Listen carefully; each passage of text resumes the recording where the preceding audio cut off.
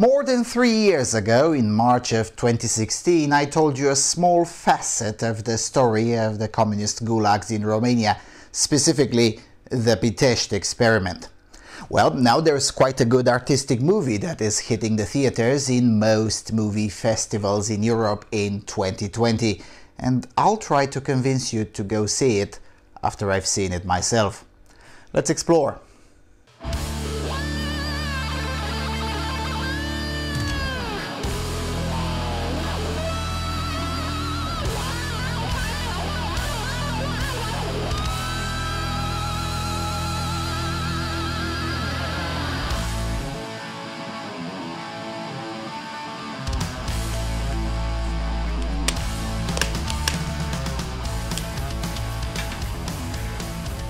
Hello everyone and welcome to the Freedom Alternative.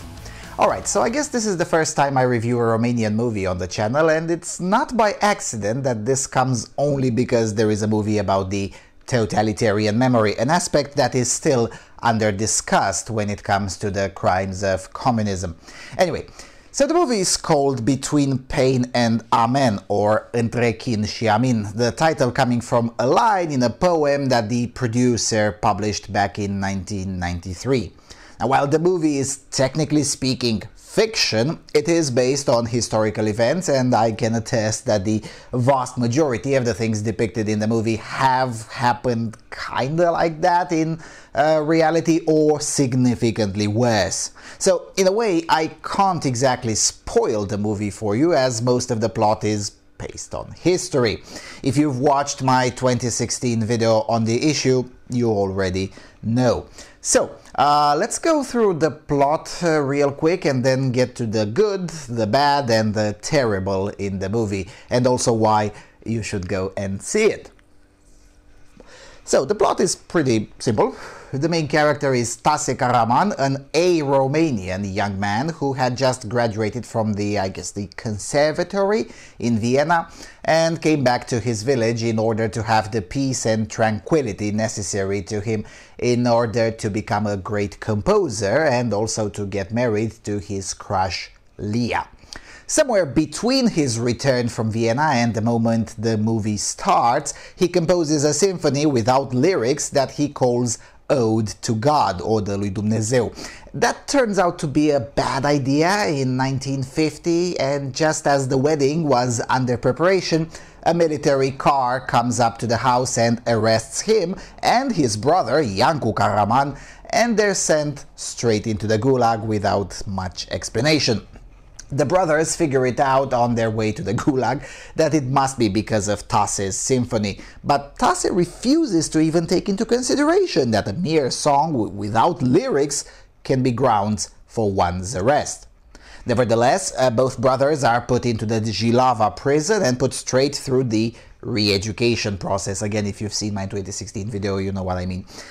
The main character, Tase, resists the process of re-education till the very end, but not without twists, not without pain, and not without multiple moments of doubt when he simply wanted to let it all go.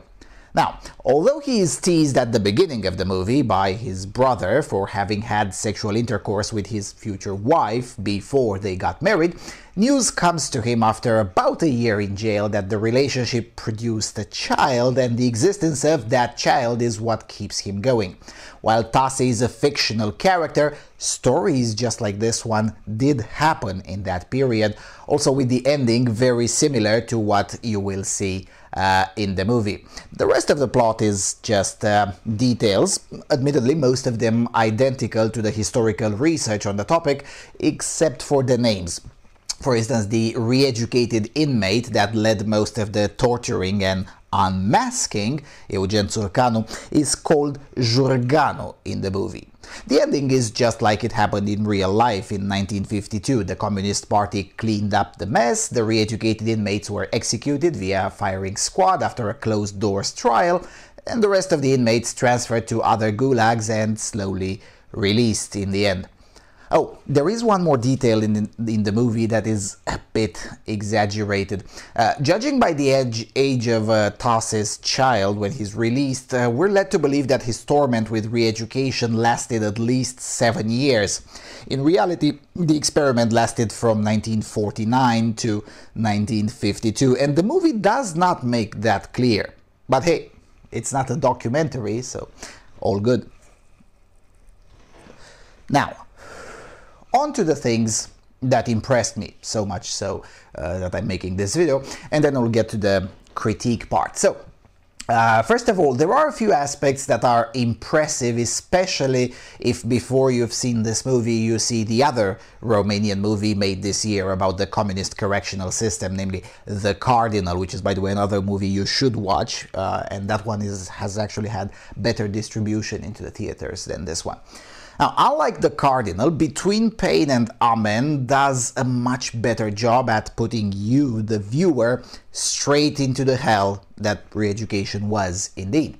For whatever reason, the team that worked at this picture did a much better job at transmitting that reality through film than it was done in the movie The Cardinal. Perhaps it's because The Cardinal is about the gulag from Sighetul Marmației, which is now a museum, thus filming on site was a bit more complicated, whilst Between Pain and Amen is about Pitești, and the site at Pitești is, for the most part, abandoned, which left a lot more room for the director to make whatever adjustments he felt were needed in order to make the depiction more genuine. I don't know what the causes are, but I do know that Between Pain and Amen gives a much more genuine experience, and this is something for which the team needs to be lauded for. Secondly, the character of the prison warden, known in the movie just as Ciumău, which would roughly translate as the plague inducer, I guess. Anyway, Constantin Cotimanis, the actor interpreting the warden, is actually quite good. In fact, the prison warden is the best built character in the movie. Right from the get-go, he is shown to be a man of culture who appreciates classical music and the arts. He's well-spoken, for a communist official that is, and clearly has read more than just the Communist Manifesto in his life. While implementing the most brutal prison repression experiment in the whole communist world, the warden takes great care in maintaining a contrabass in his office, which he lends to the main character to practice with it, and he enjoys the virtuosity of the main character. The main character uses this opportunity to strengthen his own mental resilience through music, as he also met his future wife through music as well. Though in the end he has to start refusing the warden once he realizes that the communist official was deriving a much higher benefit from all of this than he was. So, thirdly, the movie does a very good job at depicting the level of violence by the communist authorities and the re-educated inmates upon those who disagreed with the science of Marxism-Leninism. Many people who watched the movie complained about the level of violence, but in my opinion, this is a feature, not a bug. Other movies with a similar theme, such as The Cardinal that I mentioned earlier, as well as the upcoming movie called just like that, The Pitești Experiment, which is funded in part by the Romanian community in Chicago, those do not show the full level of barbarity that went down in these gulags. Between Pain and Amen does that, and in my opinion, it does it really, really well. And it's not just the imagery, it's the sound too. Most of the sound work is really, really good, which again came out as a positive surprise for me, because sound work is routinely pretty bad in, sadly, too many Romanian films. But not this one. As someone who struggled with the sound quality myself, I know and I understand the struggle, and I'm impressed with the work the team did in this picture. In terms of representing the violence, it could have been even better, mind you, but given the reactions by a lot of others who've seen it already, I will say that Mr. Enache found a decent balance between the need to show the barbarity of the communist correctional apparatus and also the need to tender for the sensibilities of the presumptive audience. So yeah, good stuff. Now, on to the less than great parts. First of all, it was really surprising to me how weak was the acting for the character Leah, interpreted by Ana Prvu. The main character's lover, that is. Now, while the sister of the main character, interpreted by Kira Haji, handled the role much better, and yes, that's the daughter of that Haji. Now, I don't know whether it was just a weak actress or the character of Leah was just not given enough consideration. I do suspect it's a bit of both though, because in the second half of the movie it gets better. Well, actually it's the second half of the flashbacks, because Leah's character appears 95% of the time in flashbacks. Now, speaking of the flashbacks, it is my belief that the director exaggerated with those flashbacks. They're just too many of them. And almost all of them begin, as you can see on the screen in this short clip from the trailer. Now, that kind of technique with upside down imagery, just like freeze frame technique, can be quite a gimmick if used correctly. But when you use it for the 15th time in an hour, it just pulls you out from the movie. I get what the director was trying to do, and hopefully he achieved it with most of the audience, but to me that constant upside down imagery became a drag after the 5th or 6th time it was used. Secondly, both main characters are, well, how should I put this, way too naive. Now, this may end up being a good thing, as this picture can end up being used in schools as a way to open the conversation, but for me in the theater it came off as really cringe. Now let me explain.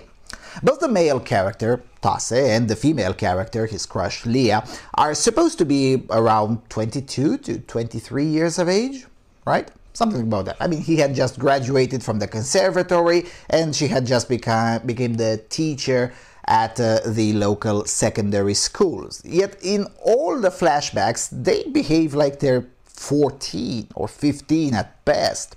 And mind you, the director made it clear that they were Romanian, which is fine. I think it's a good gimmick too, that dialect and community is getting more exposure lately.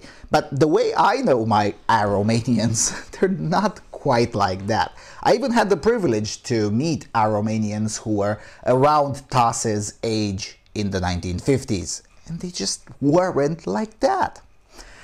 It is unclear to me why the team chose to portray them like that, and it was one of the questions I wanted to ask the producer and the scriptwriter at the event on December the 22nd when I saw the film, but I didn't get to ask my questions because it was too crowded. Oh well. Whatever the reason, to me that whole segment came out as incredibly cringy. Admittedly, it could have been worse, but still. Anyway.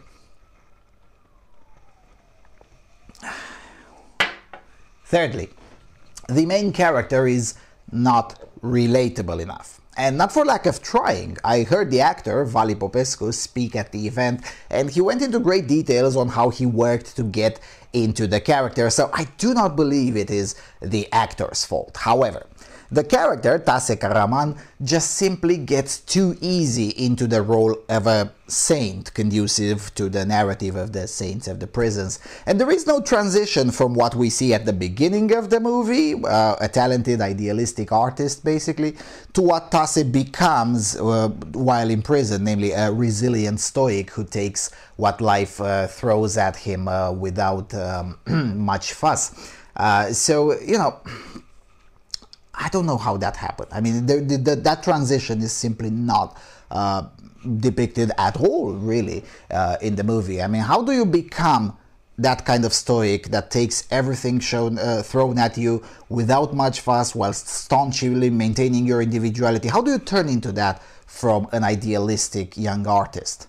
Now, the transition is not shown, and in my opinion, this weakens the movie quite a bit because it makes the heroes in the prison unrelatable to the general public, especially unrelatable to young men, which presumably you want to reach to because that's the demographic that is always the source of the revolution. In my opinion, this could have been fixed by simply adding some more color to Tas's character as well as the other inmates depicted in the film.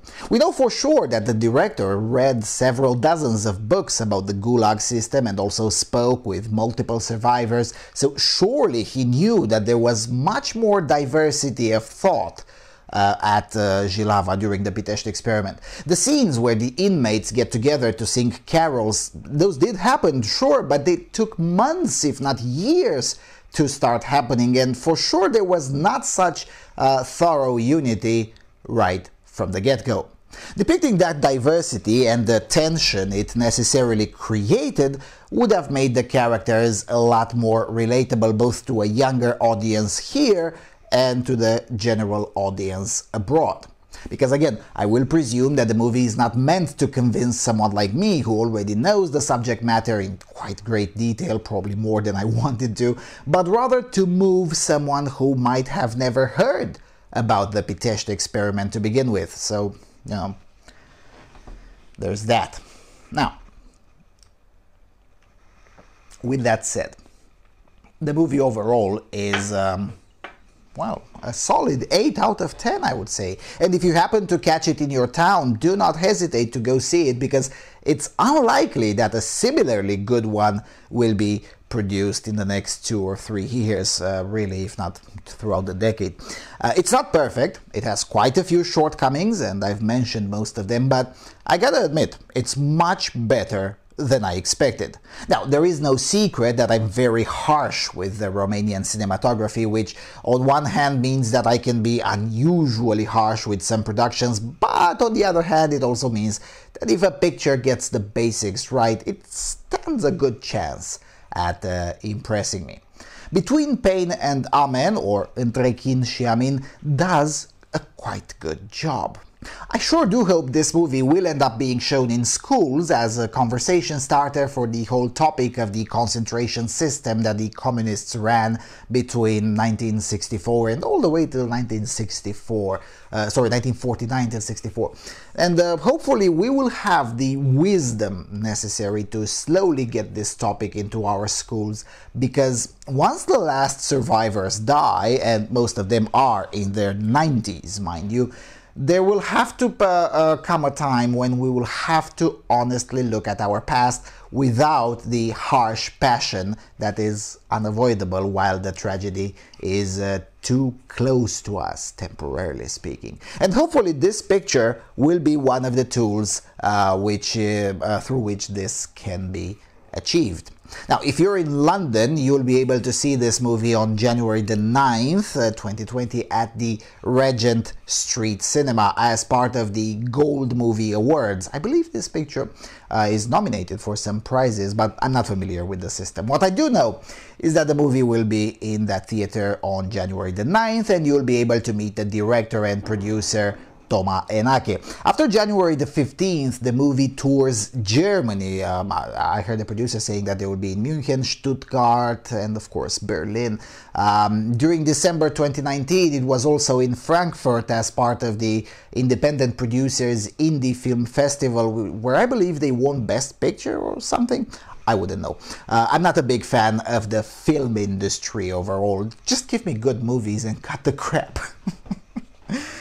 Anyway, the point is that throughout 2020, Between Pain and Amen will be at almost all film festivals in Europe and likely North America too. Eventually, it will be launched on DVD, though I suspect not anytime soon, as the team wants to collect as many accolades and prizes as possible, and I don't blame them. The small studio that produced the film needs exposure since they've just got a Netflix deal and one of their older films is already there. I will leave links in the low bar with where you can find more information, and feel free to ask on the film's Facebook page. They usually do reply to pointed questions about upcoming screenings.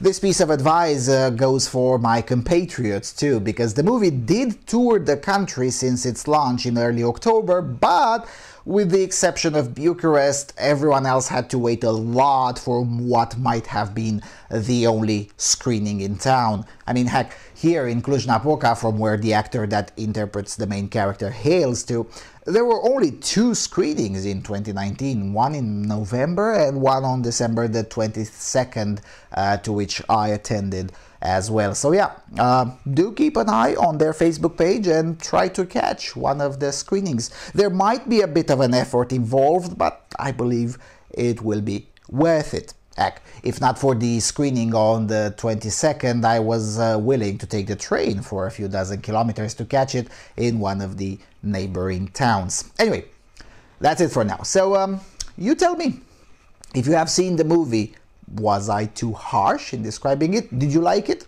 Because I sure did not regret the money I paid to see it. Looking forward for your take on this picture, and hopefully get the conversation going, because the subject matter is pretty relevant. And tell me if you want me to review these kinds of movies in the future too. I mean, this one was just too good not to make a video about it, but I have seen recently a lot of other movies on similar themes too, so do tell me. Yeah, so with all of that being said, thank you all for watching. Thank you for your continuous and generous financial support. Don't forget to subscribe, visit our website, particularly the library section. Do consider a donation should you derive any value from the work being done here. And since this is likely the last video in 2019, I wish you all a happy new year, have a responsible new year party, and I'm looking forward to seeing you all again in 2020 on the Freedom Alternative.